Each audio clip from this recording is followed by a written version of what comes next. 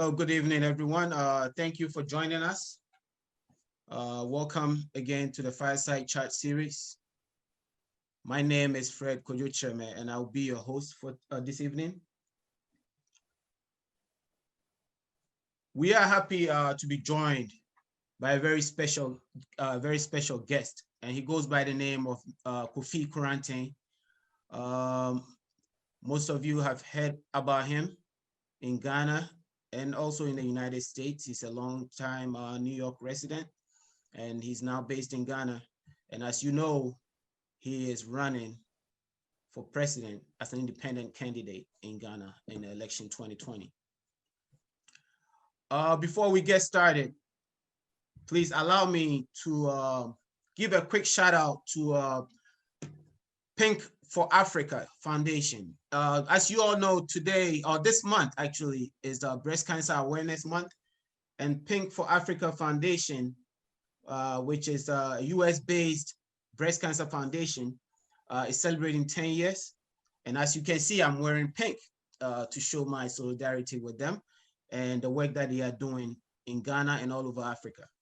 So if you can, please visit their website, www.pinkforafrica.org, and please make a donation. They need your support. They're doing a very good job educating our women about the dangers of breast cancer, as you all know.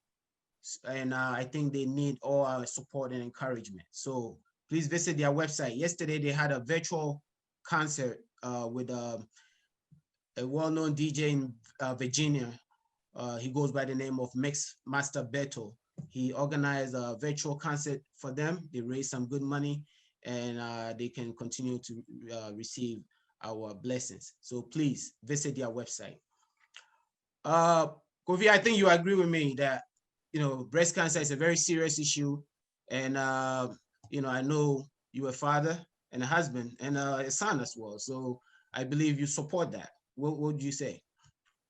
Fred, good to see you. It's been a long time. It's been maybe about a year and a half when we last met in CT, when you invited us to that great event that you did. Yes. In somewhere, I think in Hartford. In Hartford, yeah. And we have missed you and your events. We've followed up with all the great programs and education you've brought to the good people. And we're so thankful and we honored that you would have us come onto your show and share with you. You are absolutely right, Fred. Cancer is a major thing. It's funny. Just before I got on here, I was actually listening to a program about the statistics. I'm big on health, and cancer is something that I don't take lightly at all. I think cancer could be eradicated if industries, food industries, chemical industries will come together and educate us properly. But of course, Big Pharma is not interested in that because of the amount of money that's made. So yes, we have to continue to educate our youth, our women, our families to make right choices about lifestyle and food, so we could walk away from cancer, because it's really ravaging families and communities. Very true. The numbers are outstanding and totally senseless that we should, at this point of the game in our civilization, allow cancer to do this much damage to us. So I'm in total support, and I commend you for the work that you do to bring about the awareness and all the good stuff with all your good people in their support in an attempt to eradicate cancer. So great job and congratulations. Thank you, Kofi. I appreciate it. And thank you for, speaking about it. I know that was an impromptu question. So thank you for, having that insight on cancer. I appreciate that. I've introduced you as an independent presidential candidate. I know you're a man of many words, and I didn't want to speak for you today about who you are. So please do us the honors. Who is Kofi Koranteng? Well, I'm a father, like you said. I'm a husband. I'm an advocate. I'm an entrepreneur. Um, everywhere I go, Fred, my MO is to stand for Ghanaians all around the world. I think Ghanaians are the greatest people on earth, and I, we have been misrepresented in so many ways, and that's a passion of mine to represent Ghanaians wherever I go. And with my background in engineering, having worked on financial capital of the world on Wall Street for many years, and uh, having worked at JP, UPS, Citigroup, and all these companies, Fred, is absolutely no doubt to me that the problems that we see in Ghana are nowhere close to as big a problem as we make it out to be. And it can be solved if you have the right and you have the trained mind. And that's why I made a decision to jump into this race.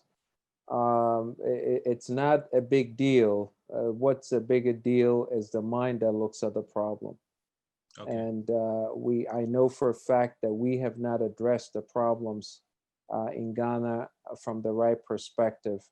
And that's why we see the problems. The only problem we really have in Ghana is leadership. With all the resources, with all the human capital, we shouldn't have this many problems drowning us. And it's with no doubt that if you have a self-policing, self-regulating political parties like the NDC and MPP, who have monopolized the political uh, uh, uh, arena, then and have failed tremendously. I mean, they've done a dismal job in running the affairs of the state. Then it's no doubt this is the kind of country you're left with. And Okay. me on the other side of where you and all the other citizens are, it's out of desperation and disbelief. And that's why I've jumped onto this side with the help of everybody else who's listening to us, to make the pitch and go in and rescue Ghana from this dismal leadership that we have. Okay, thank you. That really will be something that we're going to expand on quite a bit. So before we do that, I still want to let our audiences know a little bit about, your background, but most importantly, where you were born or raised, what your village or wherever you came from in Ghana. And I know you went to a disco. As you know, I went to UWAS, and recently on the Brilliant Science and Math quiz, we schools were represented very highly. Yeah, And yeah, unfortunately, none I was of us, watching. we didn't Oh win. man, listen, We didn't win the I know, trophy, but man. I think it Yeah, was a yeah, very that's a tough healthy one. competition, and I Yep, hope we see that yep. again very soon. So yeah, tell us a little bit about your local area, and then your school days in Ghana. Yeah, so I was born at Kolebu Teaching Hospital, and I went to Agri Memorial on Ringway, right next to Ghana Broadcasting Corporation. And then we went to, my dad was a police officer, so he Oh, traveled quite a bit, nice. so we were in Cape Coast. I went to uh, Cape Coast University Primary. We went to Kumasi. I went to Garrison, and then I came to a disco, and then came to London, then to New York. Wow. So that's how that goes. So I know I abbreviated all this thing out of respect for time, but Yeah. so for the most of my life I've been in New York, um, but I come to Ghana a couple of times, 3 or 4 times a year, 4 or 5 times a year. Spend a couple of months every time I come. So I know Ghana well. I understand Ghana well, and Okay. that's why there's a huge disbelief on my side with the misrepresentation from these two incompetent twins that we have seen for the last 28 years, and that's why we're in this position that we're in. Okay. All right. Thank you for that, Kofi. So I know you've done very well for yourself, in New York, and you could have lived very comfortably and not bother, just uh, going through the arduous work of running for politics political seat in Ghana. I think, most people are asking, why bother dabbling in politics when you can live comfortably, whether you choose to live here in Ghana or in Ghana? Why the agency? Well, Fred, the rent you pay in life is the service that you give to your fellow man. Uh, my contribution to life at the end of my life, I want to look back and say, I also brought something to this world. I also contributed. I didn't just pass through life. I came in here, enjoyed the toils of many great men and women, and I was also able to contribute a quota worth mentioning while I was here. It's not just about living comfortably. There comes a time where you take a look at your life and you ask yourself some serious questions that what is it that you are contributing to life? And I came to that point and I didn't like the answers I was getting. So I had to do something to contribute, affect people's lives positively.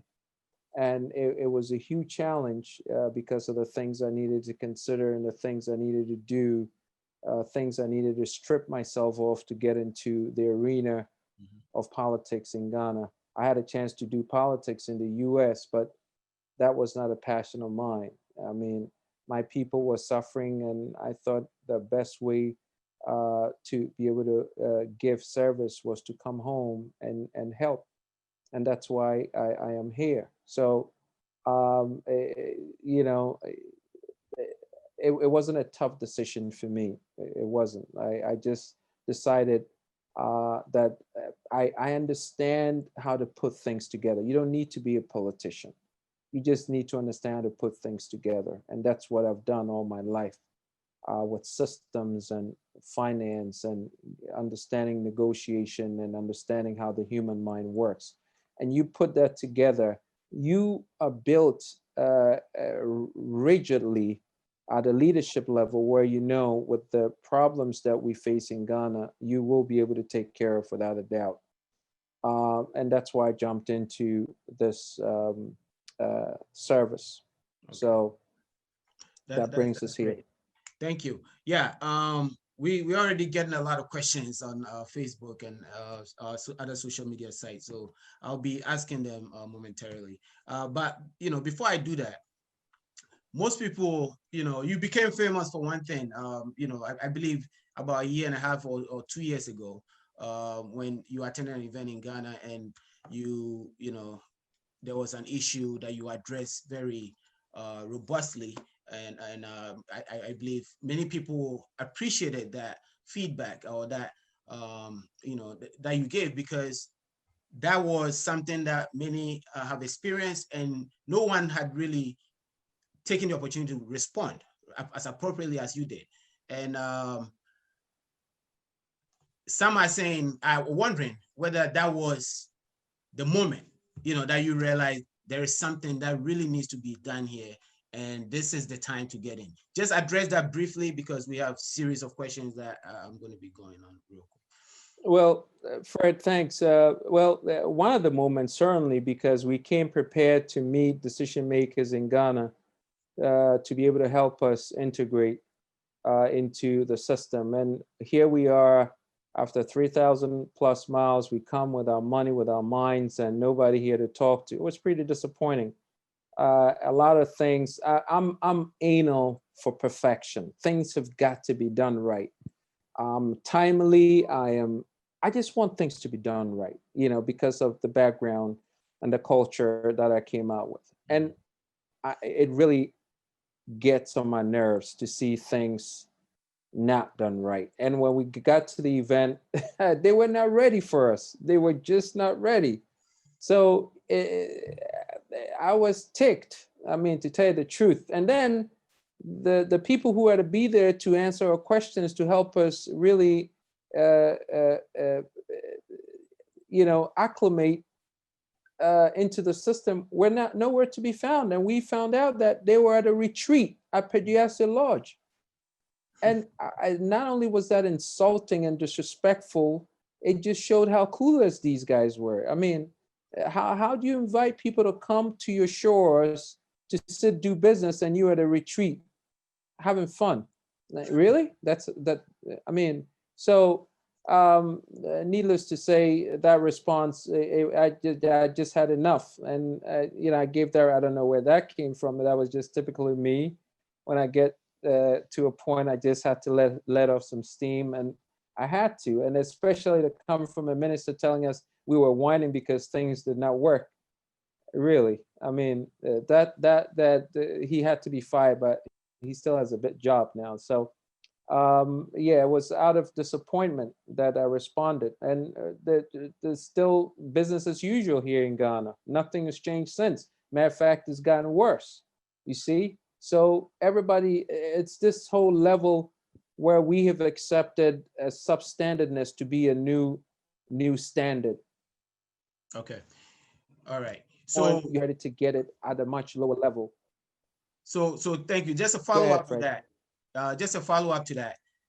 You know, most most Ghanaians describe people from the diaspora as being impatient sometimes because we want things done a certain way. Sometimes we could be a bit direct, quite direct about what we want, what our thoughts are. And like you indicated in during the event, you were direct, you responded as appropriately as you thought. And to our brothers and sisters back home, they may take it as a bit too aggressive.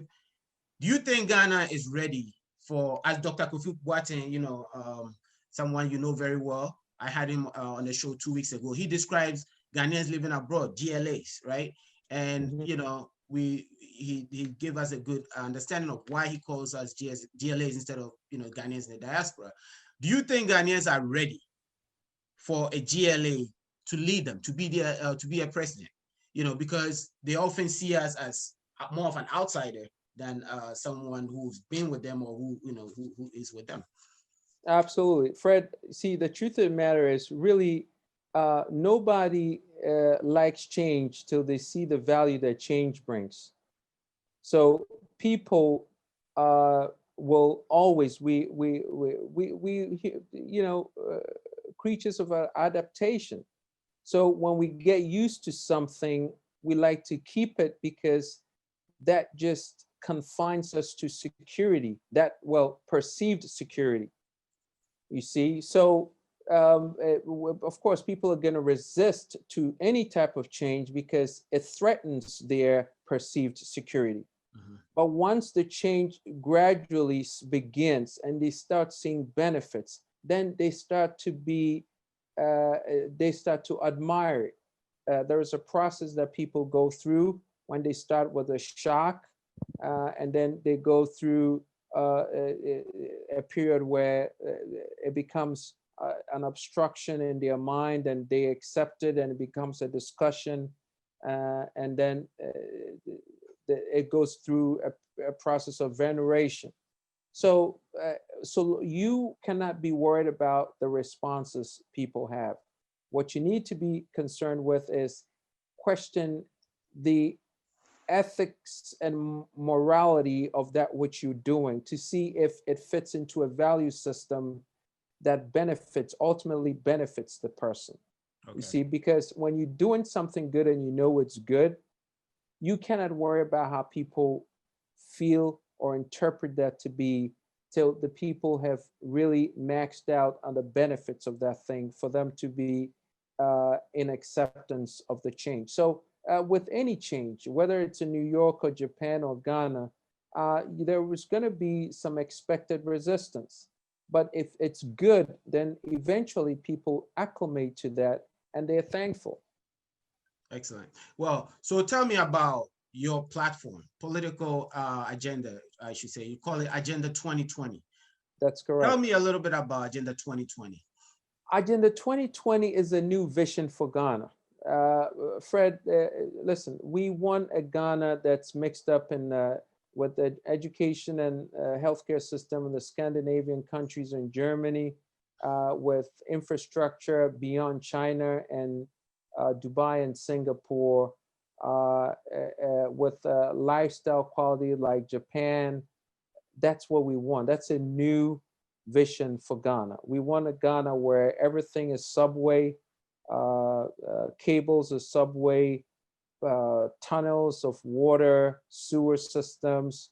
Everything is subway. A whole new Ghana, a Ghana where trains and transportations run subway, a Ghana where light is in abundance, power is in abundance for industry to thrive, and our youth are working and they're seeing progressiveness with their growth.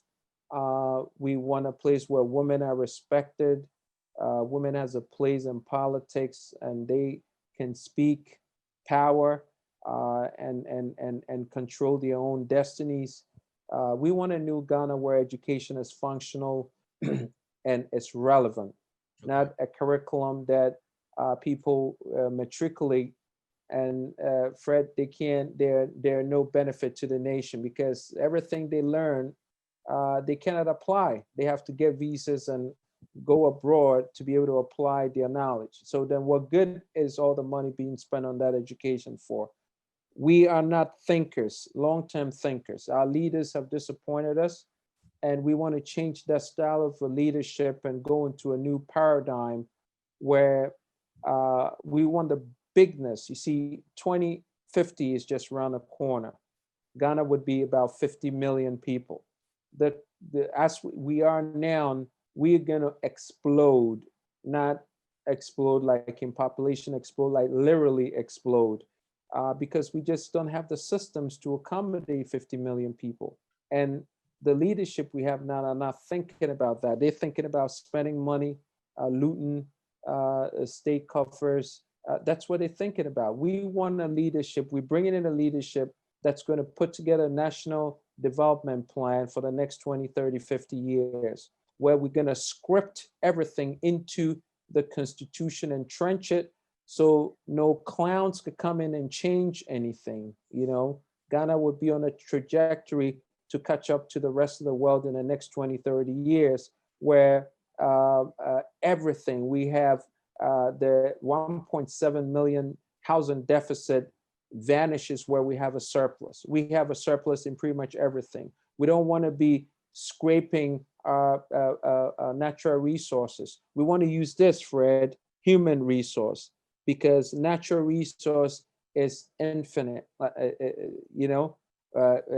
Human resource is what we want to capitalize on. That's not what we're doing now. We're raping our lands. We look at what Galamsey has done to us, toxifying our water bodies and our women giving birth to babies with small brains. There is a whole slew of consequence, medical consequence coming down the line the next 5, 10, 15 years that we haven't even planned and thought about because of the consequence of Galamsey. We haven't even thought about that. People are dying, people's lives are incredibly altered from this nonsense. And these governments are talking about vote for me to come in and let me get 4x4 SUVs. They're not ready for prime time. So this is what Agenda 2020 is about. Agenda 2020 is a new vision for Ghana, functional Ghana, competitive, global competitiveness at every level. We want the world to respect Ghana. We want Ghana to be the new China for Africa, where we are manufacturing everything. No country who is in the situation that we're in now can really quantum leap in their strides to catch up to the rest of the world if they're not manufacturing and if they're not producing. We don't produce anything. Even rice we import at a tune of $1.2 billion a year. Thank That's you, Kofi. I'll madness. get to that. I'll get to that in a second. Allow me to welcome some few more people who are joining us on Facebook. Again, welcome. If you're joining us on Facebook, please feel free to share the video with your friends and family.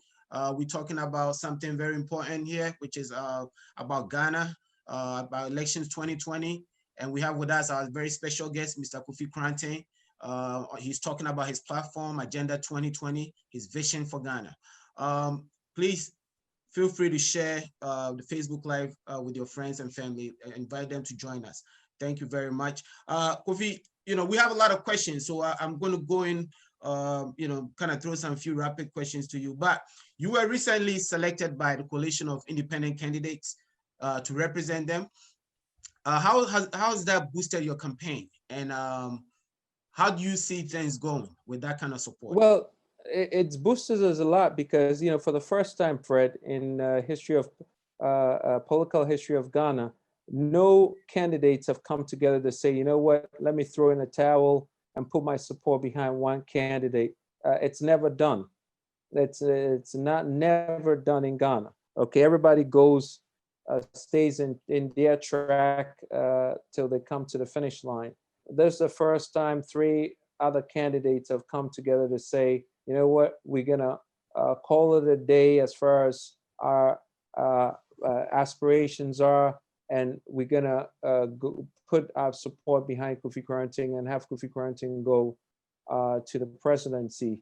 And it's a beautiful thing, and it's helping us a lot. What you need to understand is all these candidates come from different parts of the country. So with that comes that exposure in their constituencies where they're going to be pushing our names. And I think starting next week, we're going to have a plan to go out to the rest of the country to bring our word to the beautiful people in Ghana, all the crevices of the nation.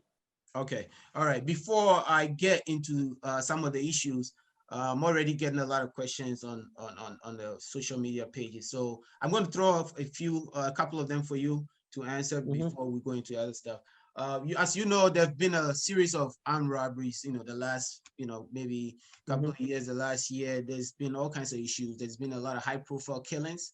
It happened, with a journalist, who worked with Anas that died, that was killed, in Nima. And then there's been a little lecturer that was killed recently. And, honorable member of parliament was killed I believe in Cape Coast. I mean, there's been a series of high profile killings. There's been a series of robberies. There has been issues that kind of, have been perennial, and I guess what my audience member, Mr. Yawa Mosapon, I should say, Mr. Yawa Mosapon, he wants to know, what are you planning to do on the issue of armed robbery when you come, if you're able to succeed in, come to? Listen, the first thing you do to absorb or to make, we need to understand the psychology of why these robberies are happening. And we're going to be able to do that by, number one, and I'm going to be pretty quick in answering questions because I understand you have quite a few questions. In a nation where there's over 54% of the population living below the poverty line, it's going to be very hard to eradicate the craziness of robberies and corruption, no, not corruption, but robberies and the killings, and because the high crime rate is going to be because people don't have jobs. I'm not saying that to justify it, but what I'm saying is when you understand the psychology of people, Fred, when people are happy and content with their lifestyles, they don't do stupid things. They don't. So you have, we need to get the people, the youth, jobs to do. We don't have any industry. We don't have any manufacturing. We're not utilizing, we don't have the skilled labor to go into some of these technical fields and vocation. So what are people going to do? I'm not saying that that's the answer, but you don't allow, an idle mind is a dangerous mind. Okay, you don't allow people to idle. Get them into doing something productive with their lives. That's the first thing. The second thing is this: we don't have a solid, we don't have enough security personnel on the streets. And for those who are on the streets, they're not well resourced. They don't have the cars, they don't have the network, integrated network to make sure that they are that there is uh, intelligence going around the right way. So there are intelligence gaps, huge intelligence gaps. When you take a look at what happened at the Volta region with people who wanted to Break away. break away, Yeah. uh, it happened in the middle of the night where the police were sleeping. They didn't have, I mean, literally sleeping, because they didn't have the intelligence to know that they were coming down with this attacks. And they came into the police station and did havoc, major havoc. Why? Is because there was a breakdown of the intelligence. And we're not resourced. We don't have the patrol car, the patrol cars. We don't have people who don't have the guns, the armory, the If you allow me to platoon. interrupt you for a bit, I believe, the past year, the government has done quite a lot in terms of providing vehicles and, other, equipment for the police to use. I've seen some movement in that area just this past year. You Yes, you think that's have. enough? But when you say anything you say, you need to ask yourself this question: as compared to what? It has to be relative, Fred. So if you brought in 1 million guns and the statistics say that you need 3 million, then you've only done 30% of the problem. You've only solved 30% of the problem. So in relation to the problems that we have at hand and the population and the other statistics that we have, it's not enough. Okay. Because if it were, we wouldn't see the results that we're seeing. And plus, the personnel also have to be trained. They don't have the training. Most of them are not trained properly. They lack training, adequate training, to be able to fend off these things. So it's a whole major problem that what we're going to do, Fred, is number one, there's going to be training. There's going to be continuous training that every 2 years people go through recertification. We're going to make sure that the police service and all these intelligence groups work synergistically in together so that there are no breaks and cracks in the intelligence circle, and that's another thing. You have all these intelligence groups who don't know what anybody's doing at any time, and they crisscross each other with intelligence. You can't work like that. Okay. The system has to be integrated. All right. They Thank have you. to be equipped. So we have another one in the tourism area. Mr. Kofi Afre is asking, what will be your specific plan to develop the tourism sector? A sector that could bring in so much revenue to the economy. Yeah, what's your response? And Fred, we need to understand tourism. We need to see, this is another thing, and for all the questions that are coming, we cannot just do stuff. We need skilled people who understand the science of doing these things right, so that they could come and have a specific plan of delivery for these sectors. We have people who they hire as ministers or managing directors of these agencies or sectors who don't have a clue what they're doing. So they made it seem as if we have a big problem, but it's not that we have a big problem. It's that the people we have at these posts are not skilled. They're not functional. And it makes it seem as if the problem is big and everybody's confused as to why it's not being fixed. The people, why do we have a problem in tourism? Well, if you go to Cape Coast, Kakumpak, I went there, guess what? If it rains 20 minutes, you can't even go there in a regular car. You need to have a 4x4. Why don't you fix the road, Fred? If you fix the road and you even created a place where people could go and eat and stay like a bed and breakfast, close to the location, I am sure you will bump up the numbers by another maybe 50, 60%, and that will bring in more income. They don't do that. They just wonder why people are not going. Well, because the roads are not good, because the people don't have anything to eat when they get there. People don't have anything, place to sleep. It's the same with the Brie Gardens, is the same with every other place in Ghana where people could go. People don't do nothing when they go to these places. There is nothing there, Fred. There's nothing there. You cannot create. We need to know how to create. We don't know how to create because we have come from an entitlement mindset. So everything we do is to buy, buy, have somebody else create for us. The Chinese are creating all over Ghana things to make income. They're creating income generating opportunities in Ghana. The Mhm. same things Ghanaians have sat on for the last 200, 300 years, whatever.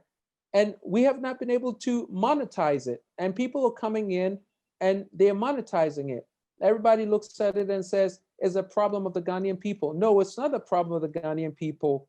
We need to change, we need to have a different policy direction so that our youth could get trained, so they can know how to think in those ways, so they could use those avenues to make income. You know, development of the youth to help them use their minds don't fall from the sky. It has to be a concerted effort. It has to be a policy direction where, Fred, our youth don't know how to think. Our leaders don't know how to think. They don't know how to think. You know, an American will see a situation and monetize it really quickly. A Ghanaian will look at the same situation. They don't know how to monetize it. It doesn't mean that they're bad people, they're stupid. They just have not been trained to think like that. You see what I'm saying? Okay. All And right. you Thank you. cannot leave it to the people to figure it out because they will never figure it out because they don't know. You have to train them. And we don't train people. And that's why foreigners are coming into this country and they're having a field day. They're taking everything because our people have not been trained to use the things around us to be functional, to make money out of, to support their lifestyles. Okay. Thank you for that. As you know, Dr. Indium, Pakwesi Indium, has been in Ghana for quite some time. He also, was living in the United States and decided to move back home. And he's done a lot for the country. He's employed thousands and thousands of people. He's served in government. He's performed phenomenally. I mean, he's done quite a lot for an average Ghanaian who decided to go back home. And even with that, as much as he knows, as with all the gifts the talent that he has, he decided to run for the presidency, and we know the results. He didn't even garner 1% of the votes, which is quite terrible, right? So what do you say to people who say you are wasting your time because Ghanaians are not going to welcome you or appreciate, what you are bringing? What do you say to that? Well, first of all, my name is not Pakwesi Indum. I'm Kofi Koranteng. I'm a different person at a different time in Ghana, and the needs of Ghanaians are different now than when Pakwesi Indum was to run. And what I always say to people is, Fred, people don't change when they see the light. People change when they feel the heat. Ghanaians are feeling the heat. So it's incumbent on them to change. You see what I'm saying? So the time is different than when Pakwesi run a couple of years back. So it's a totally different dynamic. Okay. Um, and I think I sell the message well. I tell Ghanaians about their problem well than Pakwesi ever told Ghanaians. If you know me, anybody who knows me knows I'm pretty clear cut.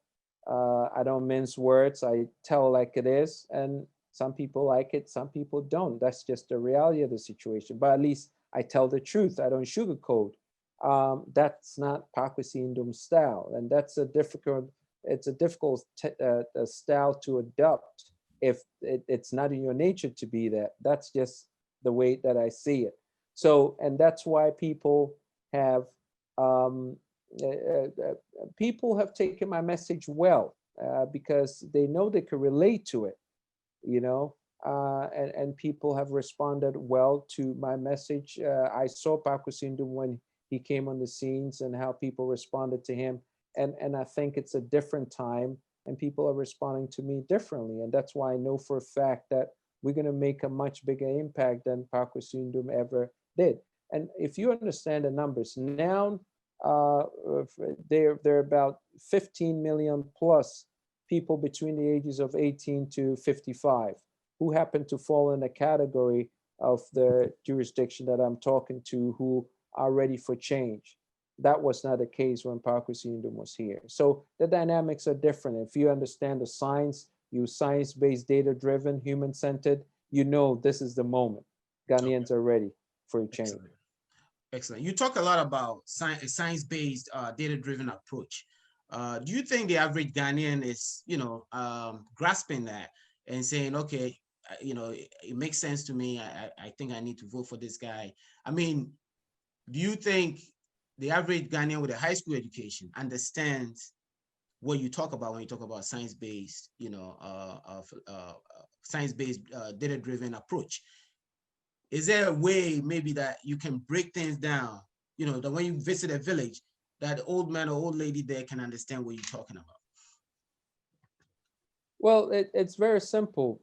Listen, when I go to places where I don't even need to use science-based, data-driven, human-centered in my words and explaining what we're doing, all I tell them is, listen, take a look at Ghana. We have God's given resources. We have gold, we have diamond, we have bauxite, we have iron ore, we have cassava, and the white man who doesn't have anything in his country has been able to make his country grow and prosperous, and the children are doing well. The older people have benefits, but we have all of these things. But guess what? Because of bad leadership, our leaders have not brought us all this goodness. I know about this, and this is what I'm bringing to you. Who do you think you need to maybe give um, this nation, in terms of running this nation, an opportunity to mend?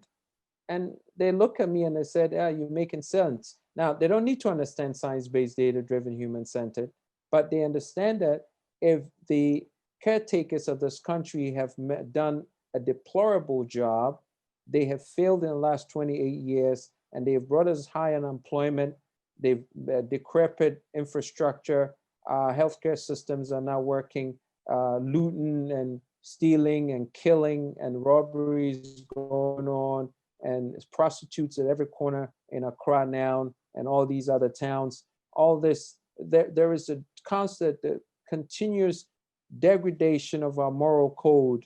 And you want to sit down and look at that rather than have somebody who has a sense and understands how this thing is happening. It's clear, Fred, that you don't need to understand science-based. It makes sense to them. I spell it out to them the way they see it, and they agree with me. They don't even need to know science-based. They just know what I'm saying.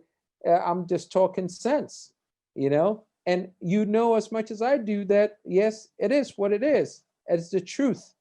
And people are starting to feel it. People see the difference of who was it that was I was talking to a lady just today, and she was carrying on about how Ghana has changed and when she was growing up, and I just listened to her and I was like, wow, wow. And I said, so what would you rather do? I mean, she didn't know me. She didn't know who I was. I said, what would you do? Would you rather go with the MPP NDC, or would you want the independent person to come in? And what she said was, who is the independent person? We've heard that there's an independent people coming, but we don't know who they are. And so guess what? Once we make ourselves available to her, guess what? I really honestly believe she's going to vote for an independent person because she's had it with NDC and MPP. So wherever I go, I just show people the difference. This is where we are. This is where we could be. Who would you rather vote for if the person who's talking to you now is going to take you there? And it's a better life there. Okay. The option is clear. Excellent. So I know with everything that you've said, the MPP has a different retort to that, right? They say they've done a superb job. They've delivered on their manifesto. As compared to what? They said when it comes to, they said they're going to give free education. They are doing that. Yes, there were some hitches. I was one of the people that said, well, it should have been done incrementally. I think it's a good idea, but it should be done incrementally. But they said, no, they have the means to do it in one shot. Yes, there were some hitches along the way with the double track and everything like that. but it seems to be back on track, right? And they say, yeah, they are doing a good job. People are applauding them for that. So free education is one district, one factory. I've seen a lot of publication on what they've done with one district, one factory. They've set up rice plants, toilet paper or tissue plants. They even have tomato plants. They have so many factories that they've come up with. So they say one district, one factory is something that they've delivered on, right? So free education, one district, one factory. You say they're not doing enough. Now, my thing is, I think Ghanaians are used to getting, when they are promised something and they start seeing that, yeah, something is being built. They say they're going to build schools, they're building schools. That's enough for them. Do you think that's enough? Or do you think they could do more? Absolutely not. You see, it's a different of perspectives. Fred, when they talk about everything else they've done, the only way you can evaluate and measure what a person has done is by taking a look at what you could have done as an alternative and what that which you claim you have done, the difference it makes to the lives on hand now. So if MPP is talking about they've done this, free SHS, listen, and they built all these factories and they've given jobs, and there are over 800,000 unemployed graduates. There are a couple 100,000 more on NAPCO taking 700 cities a month. What happened to that one? Nobody talks about that. Go to do quite on often. You could go on my, everybody watching this can go on my Facebook page, Kofi Koranteng GH. Kofi Koranteng GH. Go on there now and see a video about Galamsey, and you will cry. You will cry, Fred. Why? Is because there are kids who should be in school who are on the fields farming gold. They are on the mines. They're farming gold. Okay, why? Because they don't have money to eat. They don't have money to take care of themselves. Their parents are poor. Well, we talk about free SHS. Free SHS should not be a region-specific program. It should be a country-specific program. So how come all these countries have, all these regions are suffering and they only talking about free SHS for specific regions? No, they said they When rolled it out you take, nationwide. They rolled it out yeah, nationwide. but Fred, Everybody benefited. for the record on Galamsey and corruption alone, the NDC and MPP have failed Ghanaians and nobody should vote for them. Okay, The now havoc that the Galamsey has done to the country is far greater than the good that free SHS has done to the people.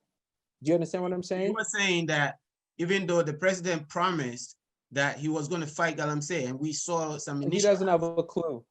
but you were saying that he hasn't delivered on that because he went on a very, he said he was going to fight very They robustly. have failed. They have failed mercilessly Okay. on Galamsey. They have given up. Listen, go on our Facebook page, Kofi Koranteng GH, and take a look at a video that was done by, I think, BBC or Al Jazeera. I think it was BBC. Go take a look. You'll be blown away. And Okay. that's just one of them. Okay. They have failed at Galamsey. They did not even address corruption. You remember corruption, the big C word? What happened to it? Well, So well, they you set up the cannot come special in here and, prosecutor's office, and oh, please. That, like I call him, the guy is a toothless vegetarian lion. Okay, they haven't done anything. The criminals who they talked about before they came into power are still running around in their SUVs enjoying life. Okay, Like we have they're about the 8 minutes, next. right? But I still have a whole lot of questions, but we try to wrap it up. So again, on the one district, one factory, okay, I have a particular concern, that we know the NDC to be a social democratic party, right? They go on the social democratic philosophy, and the NDC and MPP goes under the conservative philosophy, right? Now, I find it hard to understand why in this day and age, the government is setting up factories such as a tile and bricks factory, right? Wood processing factory, potato processing factory, um, poultry factory. I mean, poultry. So these are, they are, laudable initiatives, but I think it's something that should be done in the private sector. I mean, tile and brick factory, poultry, these are things that our private sector businessmen have been doing for years. You think it's the business of the government to set up these factories? And what do you see in the long term, as to the longevity and the success of these factories? Fred, you know why the government is doing those things? They're doing those things because they haven't built the infrastructure needed for private sector to come in and build, take advantage of. So they go in and they piecemeal these factories so that they could just have something to write in their manifestos as bragging rights. And that's what they do. They fool Ghanaians all the time. The bottom line is, don't take a look at what the buildings the government have put up. Take a look at how many people they've been able to absorb who are working and living, making a decent income for a decent lifestyle. That's Okay. how you equate all this nonsense to. Thank you. Okay, you I think cannot tell that's a me. good line, and I want people to think about that. That don't look at the buildings and or the buildings that they've been put up, but look at the people, how many people they've been able to hire or get Yeah, out of the unemployment line. That's what yeah, you're saying with that. Okay, that's all that matters. that makes You sense. can Thank you. you come in and you brag about 1,000,000 factories and you've only employed 10 people, then obviously the 1,000,000 factories is not good enough. Okay.